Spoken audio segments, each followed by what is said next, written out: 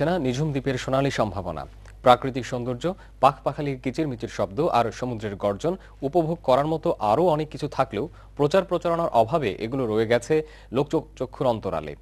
আমাদের নোয়াখালী প্রতিনিধি সাইফুল্লাহ কামরুলের পাঠানো তথ্য ও ছবির ভিত্তিতে নিঝুম দ্বীপ নিয়ে 2 পর্বের ধারাবাহিক প্রতিবেদনের আজ দেখুন প্রথম পর্ব। ইব্রাহিম খলিলের ডেস্ক রিপোর্টে।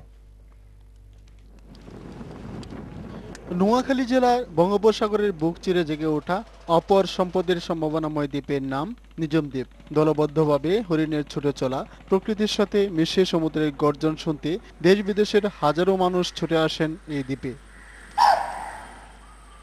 সূর্যোদয় এবং সূর্যাস্তের দৃশ্য দেখার জন্য দিন দিন পর্যটকদের মধ্যে এই দ্বীপের আকর্ষণ বাড়ছে, কিন্তু দ্বীপটির উন্নয়নে সরকার উদাসীন। এই চরে আসলে যে কেউ দেখতে পাবে আসলে বাংলাদেশের দক্ষিণে এক নতুন বাংলাদেশ জেগে উঠছে।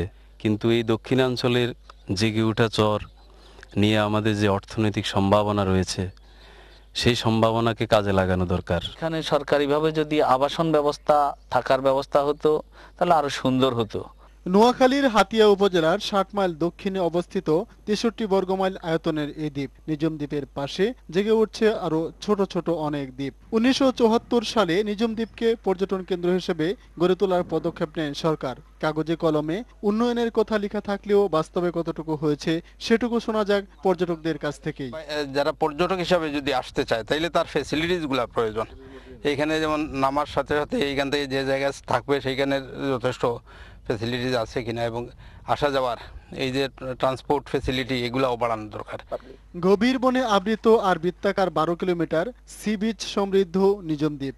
দ্বীপটির রয়েছে সম্ভাবনার নানান দিক। প্রাকৃতিকভাবে জেগে ওঠা দ্বীপটির সম্ভাবনাকে কাজে লাগাতে সরকারি বেসরকারি পৃষ্ঠপোষকতার উপর জোর দিলেন সংশ্লিষ্টরা।